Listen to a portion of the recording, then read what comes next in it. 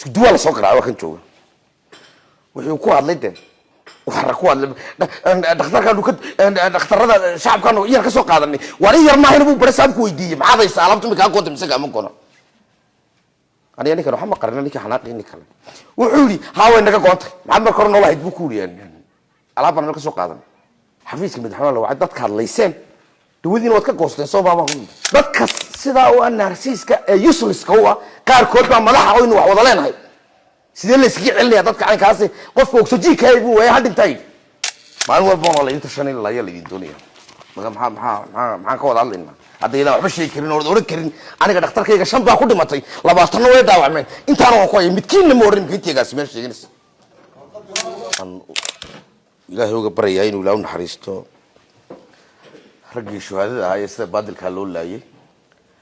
kadibna loo qoori waayay inay janaasad ku tukano oo ay noo sameeyna ma aragtayaan aswadareed ay noo sameeyna rag inaga naga mida ayaa diiday oo saawaasiyeen inagu markaa qof iska dilan talaagadan isku gelna talaagada soo iibsana misreer ba talaagada isku iibsado taqaanaan ma ku wanta talaagada loogu iibsan waayo loogu ridi waayo reer walba wala carraabeenka madow waas وضعف نموذج حلبان كهذا الكروي والمرات الكريسيدة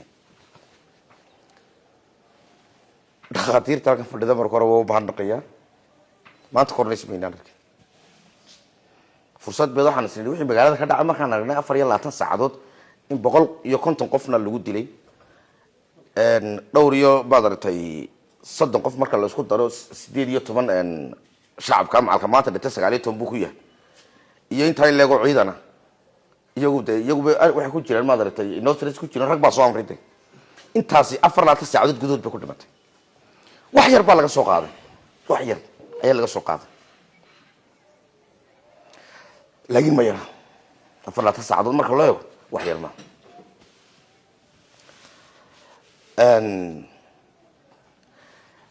dadkan hadlayay noocan sameeyay aniga ninkan tacab badan baa naga galo محمد سياد برا تضواتنات كي تقولوا تكتبوا ودتكن قبل كان أفضل كلمة هذا دبعتها كلام يسوي وعيجو جاهوس يبود إنا وعيجو كرو قدر سكوتين اللاجي وحربنا هاي مات شط هذا سنة يدور دماتي إنا وعيجي دوس بدرين بقى ودليل كبا قيسان هبل بوح اللي كيري هبل بوح لأنه ربوضة بحسان ولا بقية أنا جبنا اللودي ده هالكن فردي أنا كلامي هذا الكيس يا أبو هذا الأمر كان ما هو بون ولا ينتشرني الله يلي الدنيا maxaan ka wada hadlayna hadayna waxba sheeg karin oo oran karin aniga dhakhtarkayga shan baa ku dhimatay 20 way dhaawacmeen intaan oo ku ay midkiin ma oran midkiigaas meel sheeganaysa ma idaan oran u kaadi ii kaadi waad madax banaantii dawladdu lacag idin basiiso kuwa dawladdu lacag saxabaqan hadu sheeg weedo waad ogtiin waxaan ku soo daray horta hablaha idin ka dhiirin ilaa barakeeyo dadkii mudaarada iyo xabada isku dhigeen hablaha ugu badnaan anigu maalintii jimcaha ahayd labadii duhurnimo iyo barkii baan magaalada soo galay halkaan soo maray isbitaalka Hursaamo isbitaalka Galbaan Sare waxaan arkay dadkeena mijooga madaxa loo rogo saldhiga guud baan galay madaxdii wasiiradan ugu tagay madaxdii gobolkan ugu tagay rag oo dhan baan ugu tagay wixii ugu horeeyay ka hadlay wuxuu ahaa iyagoo fadhiya ragga daweynaya wax dhaawac yaala biyo ma gaarsiis maalintaas oo shaqada yaa wada wataan oo ka hadlay dawladda hoosaale baan ku ninka barasaabka halka inaga tagay leeyahay anaga ma telefoon ku qabsado wuxuu garaacay maayirki wareeye biyo maxaad gaarsiis maxaan u gaarsiinaya waa amar buuri barasaab gaarsiis buuri waa amar barasaab gaarsiis waxaan ku supply baa go'an ina ka wariyaa bay sheegay guri supply dhakhtarka go'an dhakhtarii ma sheegin telefoonada waan kala haysanaa wixii soo sheegay ayaan barasaab ku tugan ku supply baa go'an kaas halka naga askarteeda nagu soo xareysan isku duwala soo garaa waa kan jooga wuxuu ku hadlay de waxa ku hadlay dhakhtarada shacabkan yar ka soo qaadanay waa yar ma hayna buu barasaab ku weydiiyay maxaa haysa alaabtu ma ka qoonta misaga ma qono ani kan waxa ma qarnaa ninka xanaaqini kale wuxuu yiri haawen naga qoontay maxaa mar korna waxa buu ku yiriyay alaabana ka soo qaadanay xafiiska madaxweynaha la wacay dadka hadlayseen dawadiina wad ka goosteen soo baaba gurmadkii ugu horreysay lagu soo diray agaasimaha cusbitaalka Hargeysa laga soo reexmad wali aad iyo aad balkan uga maandaqaya ninka agaasimaha waa ninka aniga ii soo sheegay marka dhakhtarka Hargeysa jiika kaliyu fadhiisto agaasimaha cusbitaalka Boorame ma soo sheego isu duwi ma soo sheego ninka Axmed Wali leeyahay cusbitaalka haysta Hargeysa ba ii soo sheegay oo ii soo warramay ugu raada war maanta jiikiina wuxuu yahay doorkii dhawto xumayd dadka dhan kala wada keen Axmed Wali ba ii soo sheegay saaxiibkay ba ii soo sheegay aad iyo aad baan uga maandaqaya inuu soo sheego maanta dhibaatada inta leeg bay nagu dhacday dhaqaatiirta markaad aasiisayna dadka la aasay dhakhtarna ma oga booliskii baan weydiinay ma oga suldaan ma malaa'ig baasis doqonimadana aastay waxaan aaminsanahay sababta loo qariyana wees ma tira koobe in baalinta la tira koobe loogaan doono dad kale loo ogeyn oo dhinkay ya oo in meelaha joogjoog la moodayna soo bixi doonaan suurtagal way waxaad aragteen inama dhaawacmay iyadoo amar bixinay oo dawladda amar la siiyay dadka waxa leeysan yaarkii kale dibadda la geeyay leeydi riboodkii markuu bixi waayay laga waayo isu duwa caafimaadka iyo agaasima cusbitaalka intaas oo qof baa dhakhtar u baahan inama inaga kamid ah magaaladeena loo qarfeeyo Facebook la soo dhigay 800 qof baa lagu diray la saaro qof loo qarfeeyo aragtay Facebook la soo dhigay waa ribood laanta weeyaan iyagu waliba dawladii ay ka qayb taayeen wayba kala gooyay wayba dilay inaga tiibaaba dadka la isba rabtay inay dadka wadeegtay laakiin warba gaadhi waa walaalayaal aynu soo Suudaan wax soo sheegno maalintii dhawaato waa halganteen waxaba ka baqayaan markii hore inuu qof walba gurigiisa galo balay boolka ka gal noqoto laakiin dad in nool baa wali nagu jirto intiina nool sharaf baa leedii waan idin mahadnaqaynaa aad iyo aad baad u maasantiin waan ognahayo aamuskiin wuxuu keenay ragadi kamidoo dadaaliyo 10 sano imka maadhoodina baa yimiday ka shaqeeyay qaybta kaliya dialysis ka shaqeeya idib buga Jamaal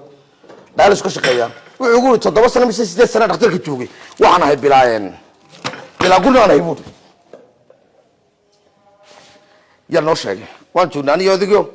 waxaan noomeeyay nabadaas 8 qof baa iyadoo qof ree awdali wasiirka caafimaadka yahay oxygen laan u dhintay qisaanadii ka warramaya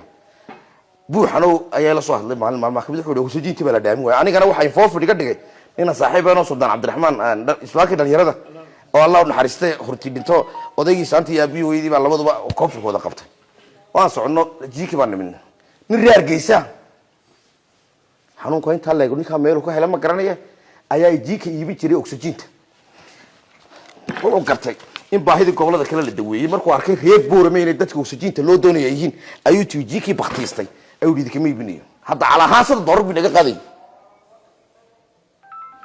dadka sida oo narcissiska ee useless ka waa qaar kood baa madaxa oo inuu wax wada leenahay sidee la iska cilniya dadka caynkaas qofka oxygen-ka ay buu way hadintay deedna buuxal markuu baasho nigay meesha baan nimnay idin kama iibinayo baax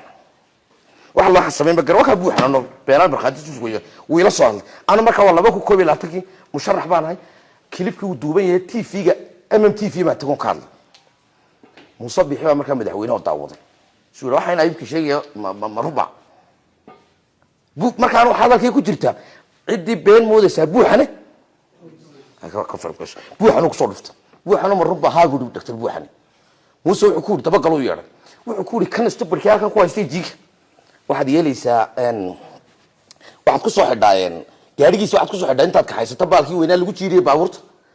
ku soo xidbuur wadada soo jiid buur isagana ma dheereemka saacadda haduu jigaad uu dadka u dhaarmi waayo wasiirkii inaga ka soo jeedo u yeeray iyagaasi caafimaad halka soo fadhiisto 7 jiin baa keenay labana ana iibiyay 7 jiin meebu ku ri wasiirkii wuxuu dhaanu ma ogay arinta waxaan u daayagaasimaha gudbuur way idin ka bawsiirada ka dhiga biri soo bad dhaqmaysan kumu waarin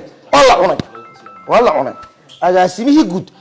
ilaa jiinada waxa lagu rikibtayeen Hargeysa lagu rikibto oo liibiya oxygen-ta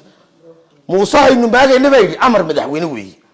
degdeg ha jiina loo keeno meeshana hal la geeyo todo inakii in nin kaliya rikib yaqaan kiina garow jiino rikibay aroon waxa ma garanay 7 cisho gudood baa Boorame jiinka doonaya sidii baa loo keenay jiinka wada xustama horta dhacdooyinka ay kaasana soo maro cid ka dhaqaaqi lahayd shaqada bulshada wayna may naga soo jeeda waxaanu bulshada u sheegaynaa kuwa caynkaas inaa iska qabataan oo gacan bila ku qabataan halkan markaan nimidnay biyo ugu horeeyo maayirkii baa la amray waa la geeyay ciidankana qablinimadii baan magaalada maqribka laga saaray no saliga dhexe labada wasiir baa joogay la maarayaha iyo waxa joogay maxaa la yiraahdaa iyo xisaabiyaha guud inteeda seerawad iyo Cabdi Khayr ninka Cabdi Khayr shalay la bedelay marka nin ciidanka laga saar Cabdi Khayr ari taayid baa ku qaban la saar magaalada waa la bedelay shalay taliye qaybta way booliska shalay waa la bedelay ka dhakhtarka uga shaqeynayna dhakhtarka dhexdiisa ku dilo waxa baday baa socota xilligii codkeen hoos loo dhigayay way ma jirtayna loo hadlay annaga markana laga maqla hadalka good example by the scene sigaar baa laga joojiyay xeebta in lagu shaqeysto lagu noolaado dadkeenu ganacsiga inama yar baa intay sameystaan bay habeenkii geen jireen keenana xaraan baa lama geen jirin qoladii wayna report-keena siisay 2 sanadood bay soo hadlayaan noo hadla maanta aan markii waxaan ku dhahay hadana facts-ku qofka ka hadlaya dhibaatadu haysan agteeda joogin waxa loo haystaa in aanu siyaasad ka dhigan iyo salaam ilaa timaadaan ma hadlayno maalintii markii noo yimaadeen agteeda ka hadlay waa kan meedhana labada meedhana waan wada joognay maanta aysan noo joogsadeen ay hadleen anaguna ka daba hadalnay within 30 minutes baa maxaa lagu fasaxay sigaarkii dhacay inta aan duubnay marka qofna muucay qofna xumaan ma sameyn haddaan sii dayno waxa ugu horeeya mana waa CT scan-kii Soomaa ama talaa ku yimaada ama dawladdu waa keentay haddaan laakiin aad ilmaad la cabsataan oo wasiirka caafimaadka markaa ka cabsataan oo suduwa la cabsataan maxaa kan ku noolaanaa san yeelna goor mar hor noqonayna markay nabadeen maalintii nabadeena la laayay tadeen hadli karin war hablaha inaga dhiireen hablaha meesha ma u deynaa waan idin sheegnaa wax kale oo dhacdo ma garanayo waxaan soo jeedinaya hal arrin ma soo jeedin waa waqti dambe weeyaan doctortaydeeda waxaan mudnaydeen in abaal badan la idin siiyo maalintii dhawatoole war haddii ay suurtagal tahay bal guddiga dawladda ay noo dambeeyeen oo inuu wax iska aqbalna idinka xirfadii leh laba qodob baa soo jeedin isku duwayaasha cusbitaalkan waa u mahadnaqayaa halkan waxaan isla garniga dhakhtarkii isu duwayna horena waa kii nala joogo war bal guddi ka duwan waxay xukuumad soo saaraysa bal wixii baahi gobolka caafimaad jirta noo keenta ma hayno bal wixii caafimaadkiiska maxay kala jireen wixii jira baahi rasleedo imikaanu maskaxdeedu waxa ku jira barigeedood marka dhakhtarka dibadda waa runtii dhakhtar Muxudiin fikir baa galo waxaan sirinta ku hadhay ba dhakhtarun raadi fariistiisa inaad hesho oo bal intan laamidan inta gorya awliya intan laga dhiso dadku la tii karaan magaaladuna gaari karto Salmaan Adan Samatar oo siduwa baan ku waa wadiga shirkad dhismo leh bal cusbitaal 4 milyan 5 milyan uu ku kacayo oo in fariis u sameeyno qaab dhismeedkiisa lacagtiisa iyo qiimeyntiisa bal soo sameey uu ku maqayn dhakhtar Salmaan dhamaanteedna ka qayb galno waynu u baahanay cusbitaal weyn oo keenna ka duwan dawladnimada Soomaaliland kun baan idin sheegayaa waxa baysu maanta cusbitaalkii Hargeysa loogu talagalay 150 kun oo qof inuu adeego milyan iyo badh Hargeysa ku nool kiin baa ka dhisan boora moodogtiin cusbitaal loogu talagalay inuu 30 kun ama 50 kun oo adeego kii baa ka dhisan dawladnimada marka horumartay la sheegay halkay jirtaa waxa ugu horeeya qofka bilaadanka kale waa dhakhtarka waan gali doonaa fariisikiisa laba waxaan jeedinayaa maxaa la yiraahdaa baaq marka ugu horeysa bulshada waxaanu leenahay haddii arrimihii shalay oo kale nagu soo noqdaan waxa la idinka rabaa inaad dhakhtarka ixtiraamtaan qodobka labaad ambalaaska inaad ixtiraamtaan oo wadada u furtaan qodobka saddexaad qofka hawlwadeen caafimaadna waxa laga rabaa si bulshadu uga garato inuu yahay inuu labiska caafimaadka iyo astaanta caafimaadka haddii wixii shalay kale nagu soo noqdo inaad qaadato waa in wadada loo furo qodobka saddexaad ee dhakhtarkan ka fahmina etikiska caafimaadka ka mid tahay labada qof ee labadaba biliirka sameynaya ee kiyaas kariga ay ka kalena inay isku xurmo yihiin oo labadaba dhig joojin la sameeyo haddii kale waxa la isku dul dilayaa xitaa xarunta caafimaadka sababta keentay xarunta caafimaad dhibaatada in la isku dul qabsada taasina intaana wacyi gelinaha baad u sii deyn doontaan wixii dhaawac imika culus ee dhakhaatiirtiina iyo laaga sameesha ka fadhiya reportka ugu horeeya kala qaadanna ka soo noqonaya hadii la yiraahdo ugu dambeyntii dhakhtar walibana dhakhaatiirta barafkan la leeyahay wixii khasaare soo gaara ma wixii dawo qabatay lacalla in la helaba cid waxay ka caawsan la hele bal taana idan reportkeega leelo khasaari baa lagu dari doonaa iyo wixii dhacay cid ba dhibaatadii mas'uuliyadda geysatay kaana wad sameynaysan waxaan kaga baxayaa bal shan dhakhtar waxaan oran lahaa dhakhtar hodan iyo dhakhtar Mustafa dhakhtar Muxiidiin Shaxas Warfaa labada ambalaasar ee Jamaal iyo ninkii maxaa la yiraahdaa Abdisalaam iyo dhakhtar agaasimaha cusbitaalka aad Brintin Naasi intaas ku timaadaan mutadawiciin baahaydeen walba si mutadawanimo